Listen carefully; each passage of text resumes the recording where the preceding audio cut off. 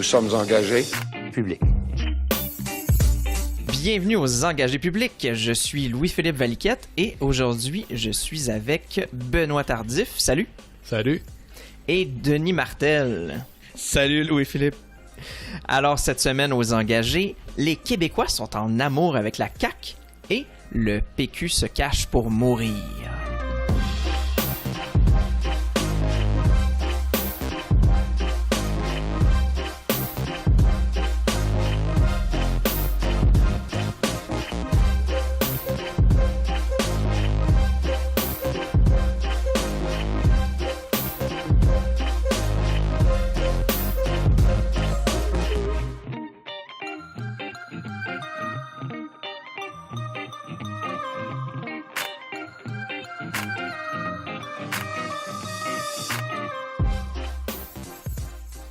Donc, les gars, j'espère que vous avez passé une belle semaine. Moi, de mon côté, ça a été assez magnifiquement. En fait, ce samedi, pour tout vous conter, je prends le contrôle du micro. Là, je vais vous demander votre opinion plus tard. Vas-y. J'ai été à l'Igloo Fest. Donc, bien sûr, on sort dehors, même s'il fait fret. C'est un peu comme l'événement qui surprend ceux qui viennent de l'extérieur. Hein. C'est un peu comme votre imitation du Carnaval de Québec? Je sais pas trop c'est quoi le Carnaval de Québec. Là. J'en ai pas entendu parler ici. Mais tu te contentes bien des succès d'année, qu'on dit? Ben, c'est un festival de musique électronique. Puis ça se passe dans le fond durant l'hiver, les vendredis, samedis, dimanches. Il n'y a pas d'igloo. Ouais, si c'est pas du heavy metal, ça nous intéresse pas. Et puis, de votre côté, tiens, toi, Denis, qu'est-ce qui s'est passé cette semaine? Ben moi, j'ai passé la semaine à me chicaner avec un peu tous mes amis. C'est bien plus que d'habitude. oui, dans le fond, c'est ça, juste un peu plus. C'est bien pratique, les médias sociaux, dans ce temps-là. Ça va vraiment plus vite. Ce qui me rappelle, ce qui me fait penser que être mon ami, ben c'est plutôt difficile.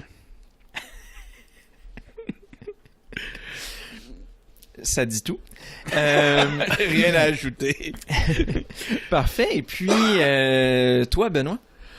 Moi, je suis obligé de dire que ma semaine s'est passée beaucoup les yeux virés vers le Venezuela parce que ma blonde est vénézuélienne, je pense que je l'ai dit la dernière fois que j'étais ici. Puis, quand on parlait de ce qui se passait au Québec, ben mes beaux-parents sont avec nous depuis le mois d'août, là, puis ils sont dangereusement tannés de l'hiver, là. Ah ouais? Ils trouvent qu'ils n'ont pas beaucoup de break. Ils nous en parlent pas parce qu'ils n'ont pas envie de nous écœurer avec ça, mais je le vois dans la manière, quand ils s'habillent le matin, là, je le vois dans leur face qu'ils se disent... Je trouve ça lourd. Seigneur, il fait fret ou ben il fait tempête, là. Y a-tu moyen d'avoir un break de temps en temps? On n'a pas ben de break. Mais par rapport au Venezuela, comment ils vivent ça? À l'actualité actuelle qui est absolument bouillonnante? Ben, il faut faire attention avec tout ça parce que pour le quotidien des Vénézuéliens, là, c'est pas si différent que ça. C'était dur avant, c'est pas plus facile maintenant, mais ici, on en parle plus. Y a-tu mais de l'espoir? C'est quoi l'espoir? C'est un peu, là. Y a-tu de l'espoir? Ben, ça pourra pas toujours aller mal, mais la solution, c'est quoi? On le sait pas. C'est donc, pas clair. il n'y a pas un espoir nouveau naissant par rapport au nouveau président d'Assemblée qui cherche à prendre le contrôle. Il est pas reconnu par personne, puis dans des dictatures, si t'as pas le pouvoir de l'armée, si t'as pas l'appui de l'armée, ben tu iras pas loin. Okay. Puis l'image, je sais pas si vous l'avez vu, peut-être que ça vous intéresse moins, mais l'image des généraux vénézuéliens qui font une conférence de presse où là, ils affirment qu'ils vont soutenir le président actuel, ça annonce rien de bon pour le reste disons que c'est un bras de fer sur lequel on va garder les yeux. Sinon, on va passer sur l'actualité un peu plus proche de nous. Donc, pour commencer, en fait, il y a eu un nouveau sondage. Donc, le dernier Main Street place la CAQ à 45%, le PLQ à 26%, Québec solidaire à 16% et le PQ à 9%. La lune de miel avec la CAQ se confirme, là. L'équipe de François Legault avait obtenu un score inférieur à l'élection avec 37,4. Là, ils nous reviennent avec 45 déjà. Alors que le PQ tombe à 9%, on a aussi appris cette semaine que la formation allait perdre son directeur général, Alain Lupien. Alors, Denis, qu'est-ce qui fait monter la CAQ dans les sondages? Écoute, je ne sais pas exactement qu'est-ce qui... Ben, ils ont un bon début de mandat.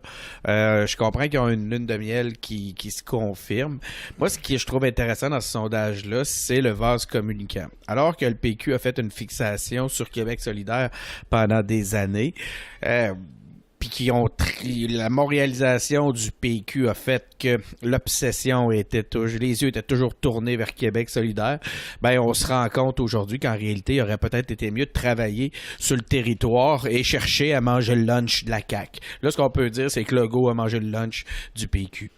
En fait, ça aurait pas été plutôt le PQ devrait manger son propre lunch puis s'occuper du monde qui votait déjà pour eux autres au lieu de les laisser partir à gauche puis à droite. Aussi, tout à fait. Puis je pense que cette incapacité-là de continuer à coaliser se confirme au PQ. Puis ça fait mal. Ça, ce serait-tu à cause de justement le projet national qui paraît moins prioritaire, qui paraît plus... maintenant, les besoins, c'est l'économie, on a parlé de l'environnement, etc. La question nationale prend moins de place. Est-ce que le PQ est pertinent en tant que coalition dans ce contexte-là? Ben, c'est sûr qu'à partir du moment où ta loi 1, c'est de faire l'indépendance, puis qu'il n'y a plus personne qui veut en parler, c'est un peu difficile. Donc, ça se sait... Benoît me fait comme s'il n'était pas d'accord. Je vais t'inviter à amener ta nuance par rapport à ça, mais c'est sûr que le volet nationaliste de la CAQ vient un peu satisfaire un plus grand nombre. C'est 45%, mais c'est 52% des francophones. Donc, tu sais, quand je dis que la CAQ mange le lunch du PQ, ben c'est pas mal grâce à son volet nationaliste. Mais qu'est-ce que tu voulais ajouter, Ben? Ben que je sais pas si c'est... Je pense que c'est beaucoup plus la façon de présenter le projet nationaliste du PQ que les gens ont de la difficulté à digérer, pour rester dans la thématique du lunch. Parce que, tu vois, le QS a beaucoup mieux fait cette façon aux dernières élections, puis c'est certainement pas en disant qu'ils n'étaient pas nationalistes, je dirais que c'est peut-être le contraire. Fait qu'ils sont allés chercher des nationalistes de gauche. Puis les caquistes se présentent clairement comme des fédéralistes, nationalistes à la Jean Lesage ou à la Robert Bourassa. Donc, ils sont allés chercher des nationalistes partout. Ouais. Donc, c'est probablement pas l'idée de la nation québécoise qui est le problème, c'est dans la façon de passer le message. La marque.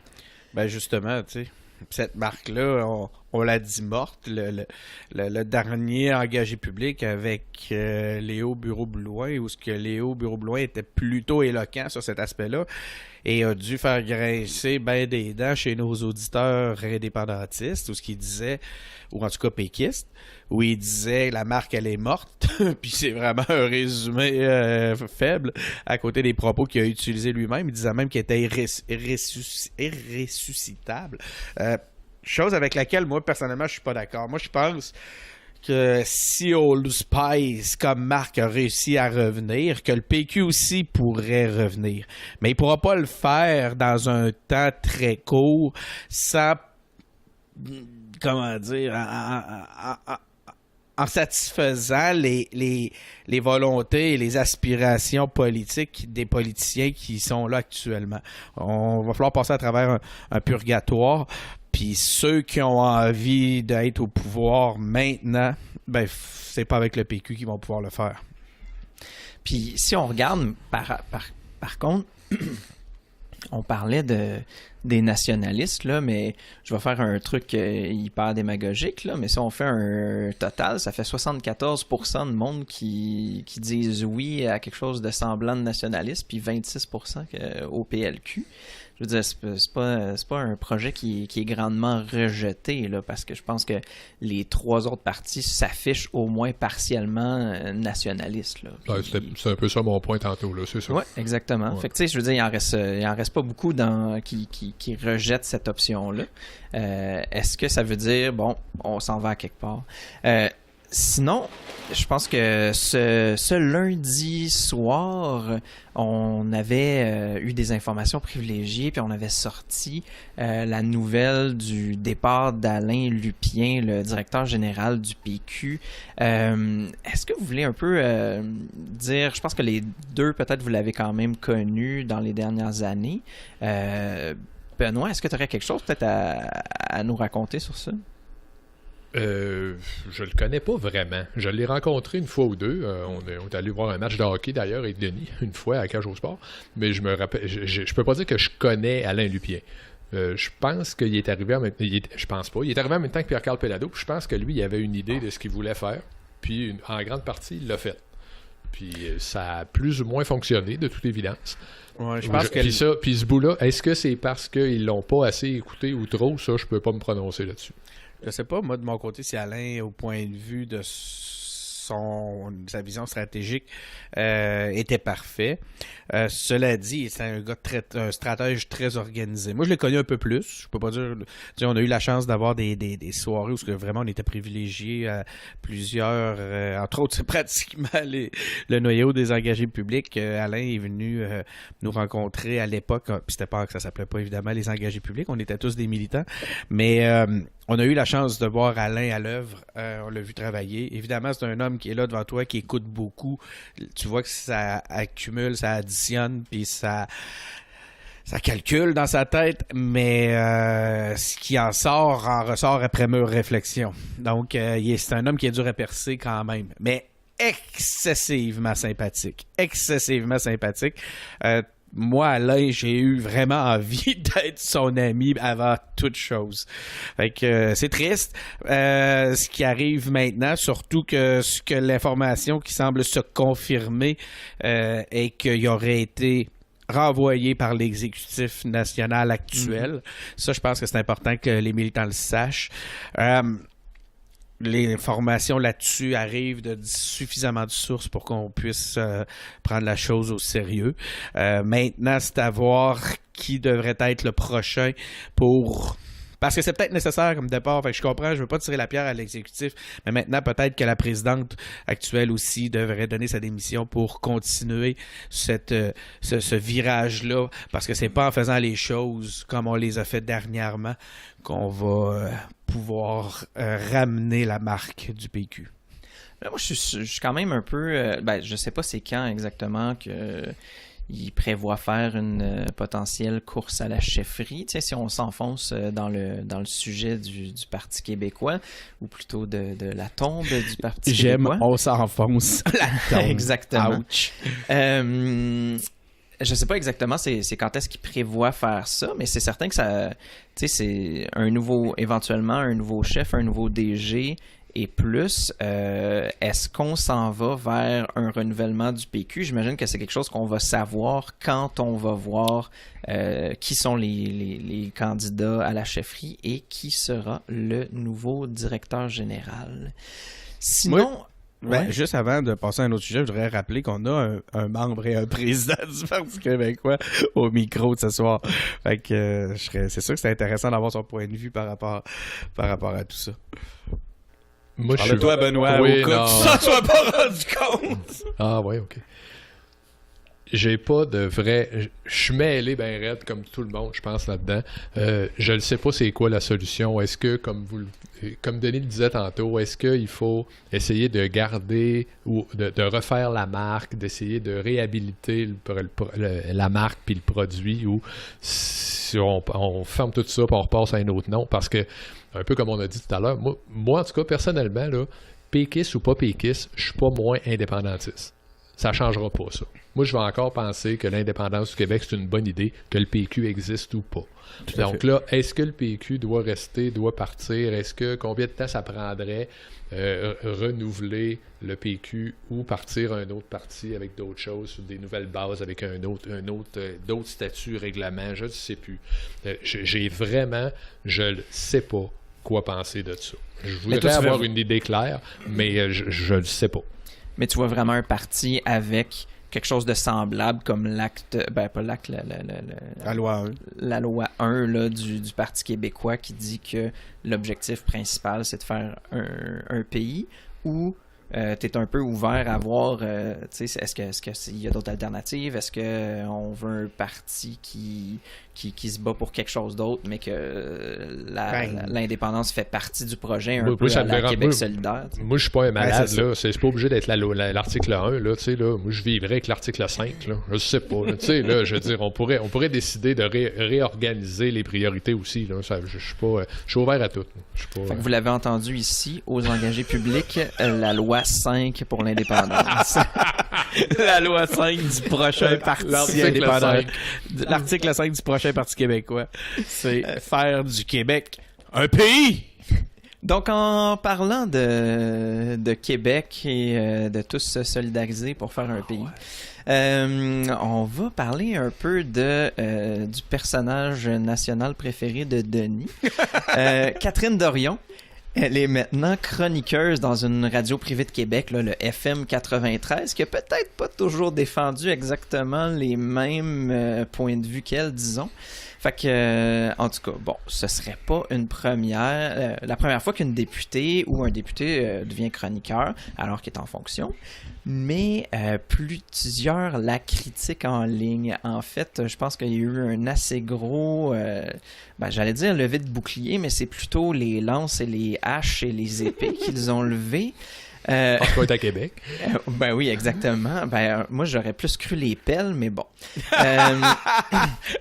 t'appelles pour taper sur Catherine Dorion. Donc, puis bien sûr, elle, en fait, comme c'est pas inconnu, elle défend plutôt un projet de gauche, alors que le FM 93, je pense qu'on peut qualifier ça d'une radio, disons, plus à droite, classique Québec. Je pense que tu peux y aller de façon affirmée quand tu dis ça. Ah, ok, c'est bon. Bon, le FM 93, c'est peut-être de la radio poubelle pour certains. Là, t'es en train d'associer droite avec poubelle? Ouais. Comme je disais... Comme disait Catherine Dorion, en fait, je vais la citer ici. À Québec solidaire, ça commence à être évident qu'on fait des affaires qu'ils ne faisaient pas avant. C'est pas parce que ça s'est jamais fait qu'on ne va pas le faire, c'est notre façon d'être. Donc par là, elle affirme un peu son droit d'aller dans la radio, de briguer une autre plateforme. Alors, Benoît, est-ce que tu vas écouter Catherine à la radio? Pas systématiquement, non, ça me surprendrait. Mais pourquoi pas? Je suis ouvert à écouter ce qu'elle va aller dire et surtout à voir comment les gens alentours vont réagir. Parce qu'elle doit le savoir là, qu'elle s'en va dans je dirais pas un territoire hostile, mais ça sera certainement pas un territoire facile. Là. Les gens, ils feront pas de cadeaux. Là. On peut dire territoire hostile. Ils feront pas de cadeaux, c'est sûr, en tout cas. Puis, écoute, moi, il y a un grand bout, je suis d'accord. Tu sais, là, on va faire des affaires qui se faisaient pas avant. Là. Ça, moi, je suis tellement d'accord avec ça. Là. C'est ça qu'il faut faire. C'est de même qu'il faut faire ça. Puis c'est comme ça que les politiciens nouveaux, là, que ce soit ici ou aux États-Unis, ils font ça. Ils font les affaires autrement, puis ils gardent. Ils osent. C'est ça qu'il faut faire.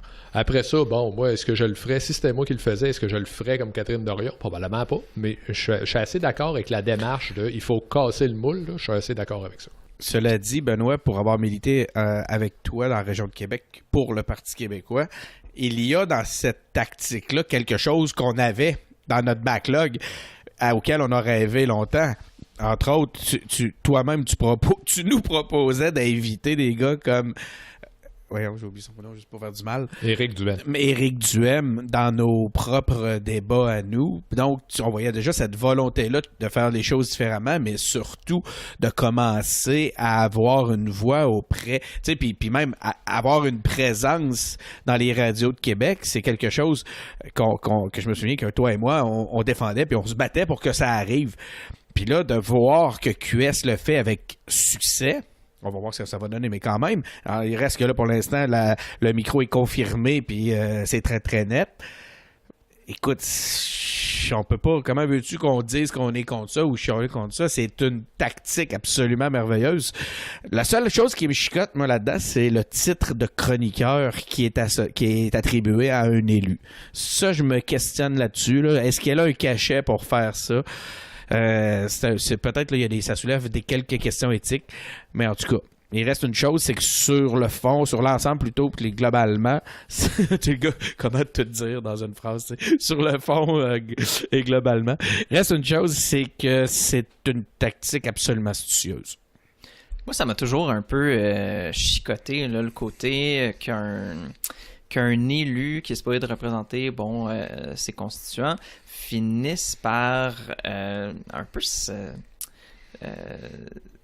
avoir une plateforme comme ça. On dirait que c'est pas le fruit du hasard ou quoi que ce soit. Là. Le FM 93, eux, j'imagine qu'ils veulent choquer ou ils veulent aller chercher une certaine frange de la population. Excuse-moi, LP, juste s'il y a une place pour qui... Tantôt, je disais que pour QS, c'était un succès, mais le vrai succès, c'est pour FM 93. As-tu mais vu? c'est ça. Ils vont chercher la polémiste, la meilleure polémiste actuellement. Ils viennent de l'associer à leur animateur.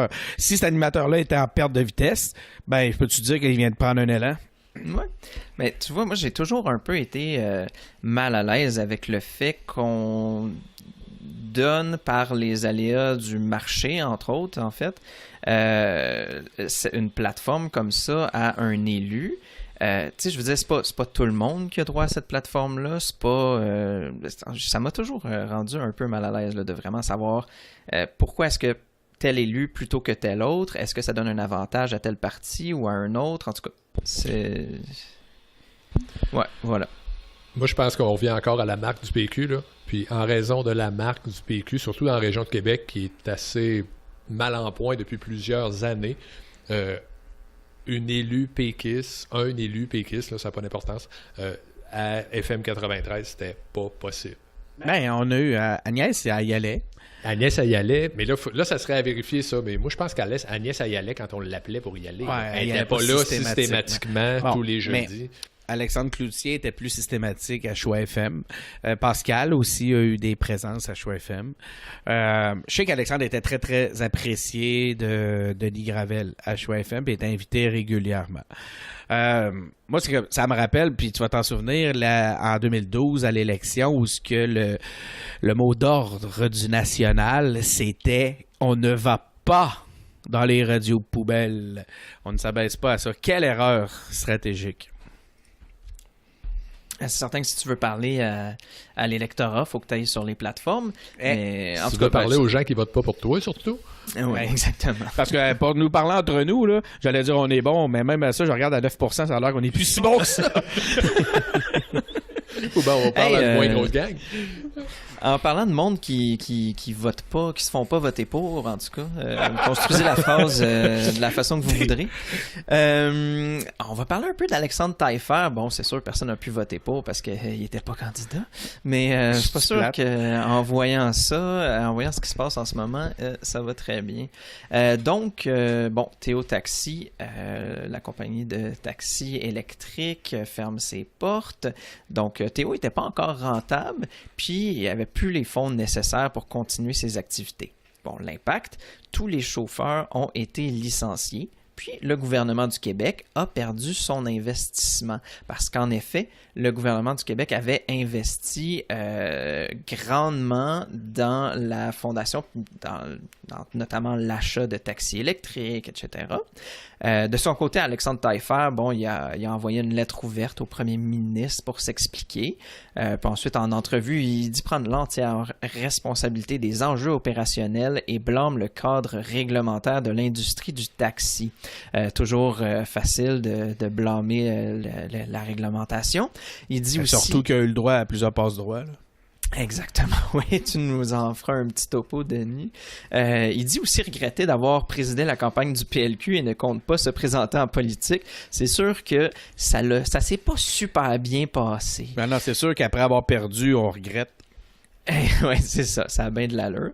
Mais bon, Benoît, est-ce que Taillefer devrait avoir à s'expliquer? Probablement, mais encore une fois, ça dépend de la grille d'analyse que tu as envie de prendre. Là. Si pour toi, s'expliquer, c'est aller à tout le monde en parle puis passer au confessionnal, ben c'est peut-être pas meilleur. Je pense pas que ça changerait grand-chose. Dans la mesure où on pense que Caroline Néron avait besoin de s'expliquer, ben Taillefer a besoin de s'expliquer, c'est sûr. Mais en commission parlementaire, pour expliquer qu'est-ce qui est arrivé de ces 60 millions-là, puis comment est-ce que ça a été géré, puis comment ça que, un peu Denis en a parlé tantôt, là, tout y passe droit qu'il y a eu, cette réglementation, écoute, il devrait avoir il y a des comptes à rendre de ce gars-là. Puis en plus, les accointances qu'il y a avec le Parti libéral, ben ça soulève des questions. Je dis pas, je l'accuse de rien, mais écoute, il devrait avoir la réponse de ça. C'est ça. Je pense que les questions sont légitimes, effectivement. Puis comme tu dis, il y en a eu là, du fric là, dans cette aventure-là, disons, appelons ça simplement une aventure, ça va rendre le truc un peu moins dramatique. Sinon, Denis, qu'est-ce que tu as à dire là-dessus?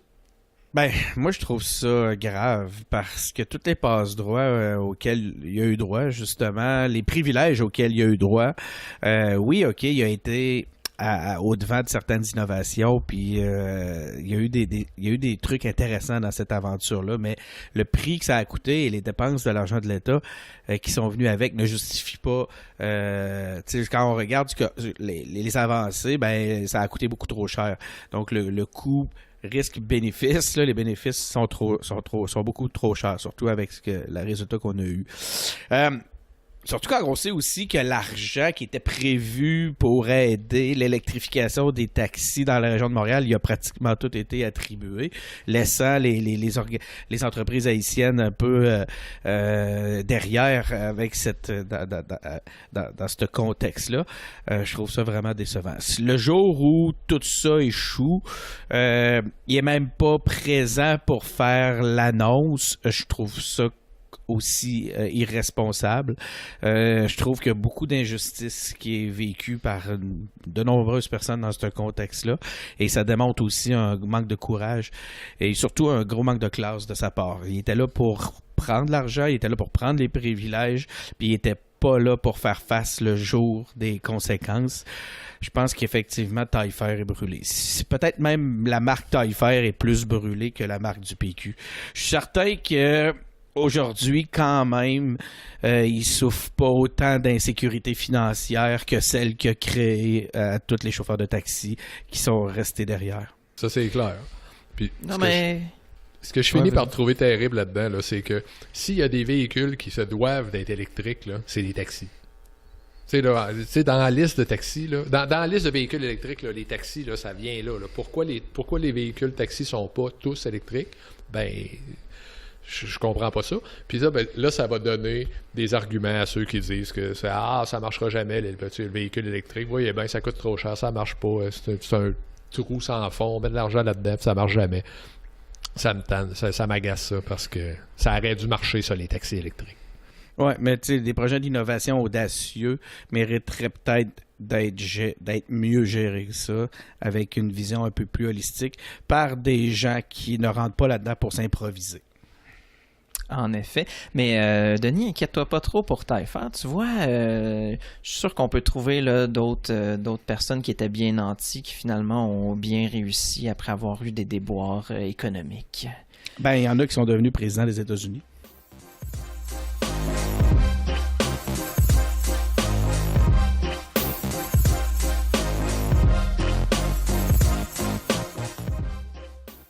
Donc, du côté du PLQ, on se retrouve un peu... bon, là, c'est certain qu'il y avait l'histoire de Taillefer, mais sinon, de l'autre côté, pas mal de malaise de ce côté-là. Premièrement, le malaise identitaire. Hein, le PLQ remet en question sa position sur la laïcité. Bon, ça provoque beaucoup de déchirements internes. Ensuite, depuis 10 ans, le parti voit toute interdiction du port du voile comme une atteinte aux libertés. Sauf que certains commencent à adhérer puis promouvoir la position Taylor Bouchard. C'est-à-dire l'interdiction pour les personnes en poste d'autorité. Ça chamboule pas mal la vision qu'ils ont en ce moment. Puis, en même temps, un peu de culpabilité. Un groupe de députés libéraux souhaite que le PLQ s'excuse auprès des Québécois pour la rigueur budgétaire. Donc, une lettre circule actuellement à l'interne et dresse un dur constat des choix politiques du gouvernement Couillard. Or, c'est Marois Risky qui a cherché à mousser cette proposition d'excuse publique. Par contre, ça l'a pas tout à fait eu... La réception peut-être escomptée, il n'y aura pas d'excuses qui vont être faites, du moins selon le chef intérimaire. Alors, Denis, est-ce que le PLQ fait la remise en question nécessaire que le PQ semble vouloir éviter? Oui. Oui, Mais avant toute chose, c'est très étonnant cet exercice-là au PLQ. On n'a pas été habitué à ça. Peut-être que si le PLQ avait été capable d'être dans ce genre de débat-là, même au pouvoir, ça leur aurait donné un meilleur résultat à la dernière élection, puis ils ne seraient peut-être pas maintenant à 26%. D'ailleurs, je pose la question, quand est-ce que QS va dépasser le PLQ en intention de vote? Ça va peut-être arriver plus vite qu'on pense. Chez les francophones, ça doit déjà être le cas. Chez les francophones, ça doit être le cas. Oh, que c'est intéressant, ça. J'avais même à pas Québec, pensé. là, avec Catherine Dorion à la radio. Là, Puis Sol Zanetti. Ben oui. Sol Zanetti, faut pas l'oublier. Quoi qu'il en soit, comme je disais, c'est très intéressant de les voir faire cet exercice-là. Ça semble être l'effet Marois Risky. Je suis pas sûr qu'à travers ça, elle se fait des amis dans l'ancienne garde. Je trouve quand même ça d'un côté... En fait, il y a deux choses. Je trouve ça rafraîchissant d'un côté, mais surtout excessivement distrayant. Puis toi, Benoît, est-ce que tu regardes ça avec un bon sac de chips puis Un sac de popcorn. Je ne sais pas, c'est que tu vois l'idée là, de la culpabilité puis de dire que c'est en raison de l'austérité qu'ils ont perdu les élections, là, je suis pas convaincu de ça. Je pense que c'est plus le détachement de il était déconnecté de la population encore plus que le PQ peut l'être. Donc, c'est ça. On en revient tout le temps à ça. Moi je suis assez monde ordinaire aussi. Faut parler au monde ordinaire. Puis écoute, on a des gens... Jacques Parizeau disait la même affaire. Fait que c'est pas comme si on était complètement une gang de farfelus à dire ça, là. Non, je suis pas sûr. C'est ça, c'est qu'au fait, LP va déchirer sa chemise, je préparez-vous. suis pas sûr que ce soit vraiment l'austérité qui a fait que les libéraux se sont retrouvés à 29 députés. Ben, tu parlais de Bouchard-Taylor tantôt. Je pense que le problème est pas mal plus là que dans l'austérité. Ben voyons. Ouais, certainement, mais d'un autre côté, quand on parle d'austérité puis le move de Marois Risky, je sais pas si... Tu sais, moi, je le vois pas vraiment comme disant que c'est à cause de ça qu'ils ont perdu les élections. Peut-être que c'est le cas, mais est-ce que en fait on revoit une espèce de retour d'une autre mentalité au PLQ, peut-être un peu plus social-démocrate, peut-être un peu plus qui est à l'écoute des commissions qui ont été faites, de leur héritage des années 70 et tout. Est-ce que le PLQ est en train de devenir l'ancien PLQ qui serait peut-être plus sociodémocrate, mais peut-être pas nationaliste tant que ça? Ouais. Moi, je pense qu'ils sont tous mêlés. Tu sais, on t'entendait tantôt Benoît, digne membre du Parti québécois, nous dire qu'ils étaient tous mêlés. Mais je pense qu'ils y vivent exactement la même chose actuellement au Parti libéral. Ils n'ont pas été habitués à ça. Vraiment pas. On parle de 15 ans de pouvoir pratiquement ininterrompu. Il y a eu un incident étrange à travers tout ça, un Spoutnik. Mais non, mais sans blague, ils sont mêlés. Puis en ce moment, ils cherchent. On va entendre de tout et de n'importe quoi. Au PQ, c'est facile, là. Ils sont habitués de foutre la merde tout le temps, puis d'avoir des courses à la chefferie, puis de se poser des questions, puis d'aller à quelque part ou ailleurs. Le PLQ, ils sont habitués de se faire driller, puis d'aller tout droit. Là, c'est sûr que c'est une autre dynamique. Je pense qu'il y a une autre affaire aussi dont on parle pas beaucoup. On en a parlé un peu après l'élection, mais là, ils sont... En fait, ils sont le parti des Anglos de Montréal. Là. Tu sais, c'est un peu une caricature de dire ça, mais il y a du vrai là-dedans. Donc, la seule façon pour eux de se sortir de là, c'est de se rapprocher des francophones.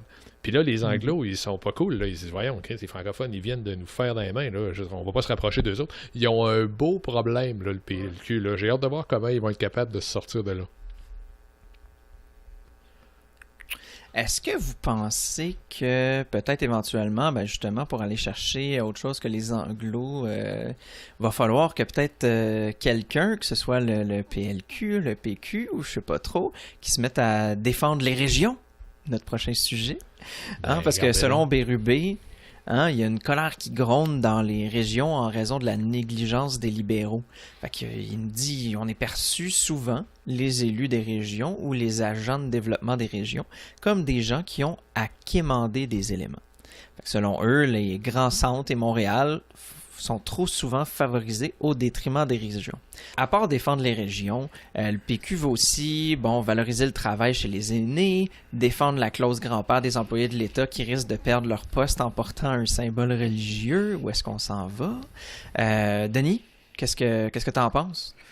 Ben, y a-tu encore quelqu'un qui s'intéresse à ce que le PQ pense?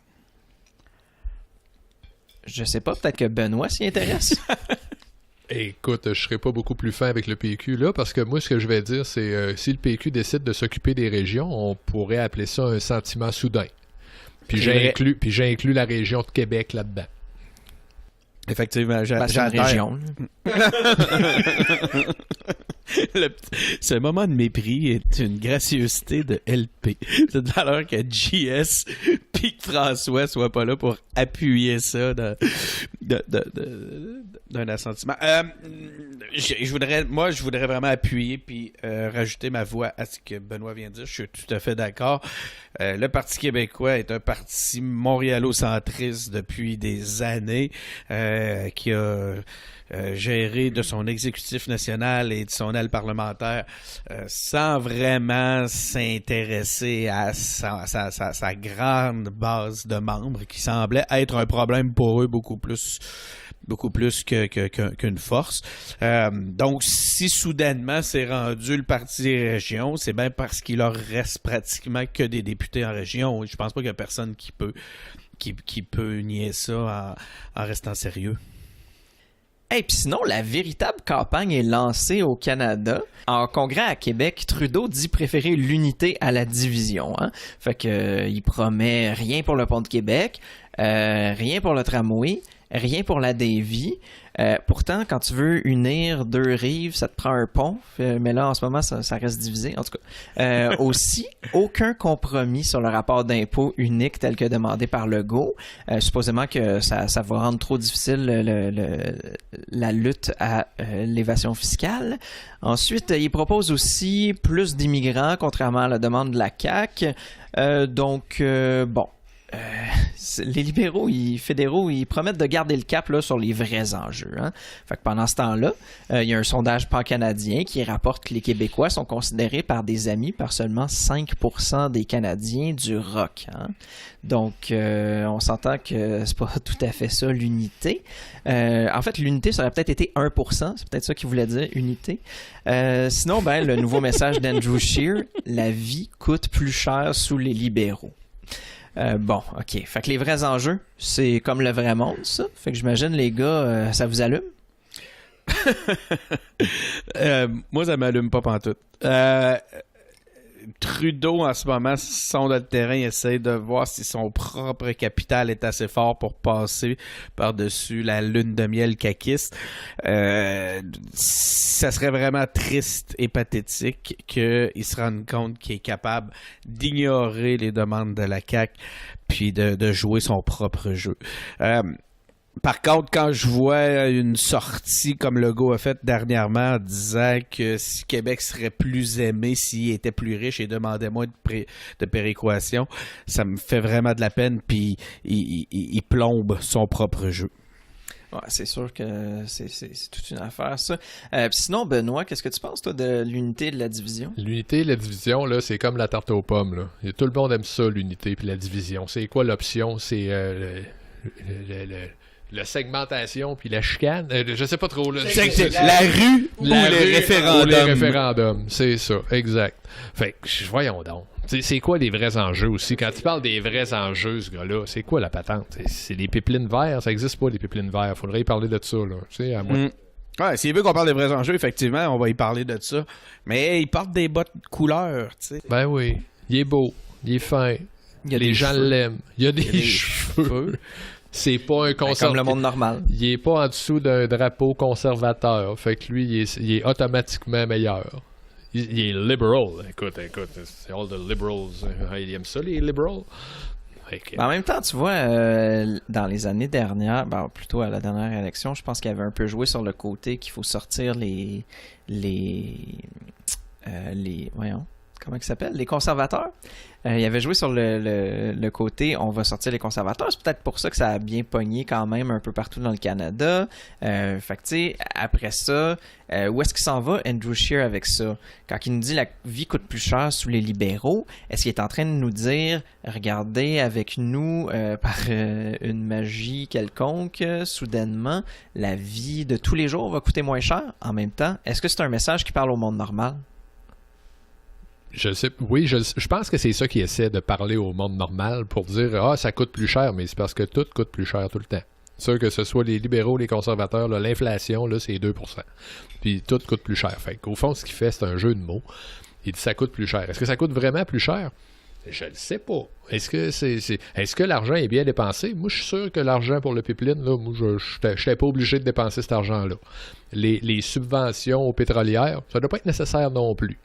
C'est parce que c'est pas des... Tu sais, on a parlé tantôt, là, on disait que ça n'avait pas de bon sens que Théo Taxi ait perdu 60 millions dans toute cette histoire-là. Je pense que Denis me fait des signes. Alors, c'est sûr qu'à chaque fois qu'on donne de l'argent à une industrie qui est méga rentable, je me semble qu'on devrait pouvoir poser des questions puis dire hey, là, avoir des dividendes. Tu trouves pas que ça n'a pas de calice d'allure, ça? Mais on profite du ruissellement. Ah, mais là, c'est pas en disant des affaires de même, les gars, que vous allez vous faire plus que 5% d'amis là, dans le reste du Canada. Effectivement. Je dois en avoir déjà 5% des Canadiens qui sont mes amis Facebook, moi, je dirais. Mais c'est une hypocrisie incroyable, Trudeau au Québec. Moi, je serais très intéressé qu'on ait le bilan de ce que les députés libéraux fédéraux du Québec ont fait pour le Québec dans les dernières 4 ans. Ça, je pense que ça serait parler des vrais enjeux. J'aimerais savoir qu'est-ce qu'ils ont fait pour régler le problème du pont de Québec. Ils ont des intentions soudainement, mais ils ont eu 4 ans, il ne s'est rien passé. Davy. Ça, c'est des vrais enjeux. Davy, il y a eu 100 milliards de contrats qui ont été donnés à travers le Canada avec des peanuts au Québec. Ça, c'est des vrais enjeux. Toutes les demandes que le Québec fait sont revirées avec mépris, avec un mépris encore plus intense que ce que LP est capable de faire preuve quand il parle de la ville de Québec. Ça c'est aussi un vrai enjeu. Bernard Drainville sort de ce corps. Bernard Drainville sort de ce corps. Puis on la lâchera pas, celle-là, monsieur le président. En parlant de pas lâcher, nous autres, on a décidé de lâcher le segment sur les États-Unis. Fait que avant que Denis décède d'une toux immonde, je voulais vous demander, qu'est-ce qu'on fait cette semaine? Vas-y donc, Denis. Ben moi, je vous invite à découvrir François Boulot. Tout un nom. C'est un des porte-parole des Gilets jaunes en France qui a une approche systématique. Il est très confiant, il est en contrôle, il est candide et il connaît son sujet. Pas à peu près, il peut faire face avec n'importe qui et il le fait avec calme. Il est très pertinent puis je nous souhaite des porte-paroles puis des politiciens comme François Boulot au Québec. Moi, dans mon cas, c'est sûr que je vais continuer de surveiller ce qui se passe au Venezuela. Il y a plusieurs scénarios possibles, très peu qui sont vraiment encourageants. Puis aussi, dimanche, il y a le Super Bowl. Fait qu'on va essayer de voir quels moyens les Patriotes vont trouver pour tricher. Mets ça dans ta pipe, François Larouche. De mon côté, je vous dis, sortez dehors, mettez-vous en couche, plutôt habillez-vous avec plusieurs couches. En tout cas, il fait beau, on a eu une belle bordée de neige. On dirait que je suis genre à Météo Média, puis je demande de s'habiller le matin. Mais c'est pas grave, hein? Surtout si vous êtes dans le coin de Montréal, il y a plein d'affaires, là, la luminothérapie, les sorties autour. Moi, je m'en vais au chalet, je vais faire un peu de raquettes puis d'autres affaires qui font semblant d'être du sport. Non, je fais pas de voile durant l'hiver, malheureusement. Quoique ce serait pas pire. Avec le vent qu'on a depuis un bout de temps. Ouais, exactement. Puis si vous êtes à Québec, restez chez vous puis écoutez le Super Bowl. Donc, voilà, c'était notre balado cette semaine. Oubliez pas, abonnez-vous à notre balado sur Apple Podcasts, Google Podcasts, SoundCloud et maintenant Spotify. Et bien sûr, suivez-nous sur nos pages Facebook, Twitter et YouTube. Et puis, engagez-vous en visitant notre nouveau site web à engagerpublic avec des s.com. Et bien sûr, à la semaine prochaine.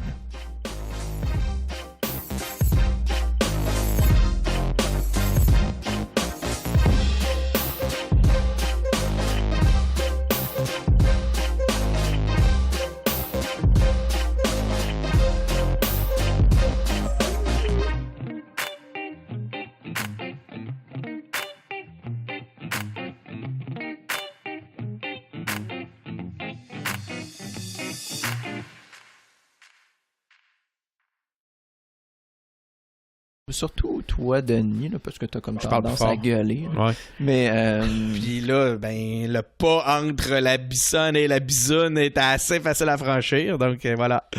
Quoi? c'est quoi le titre? Bisoune. Ben oui. Ça va marcher, ça. Oui. C'est quoi ce son-là? C'est toi? Je sais pas, mais c'est hot. On dirait un chat qui ronronne, justement.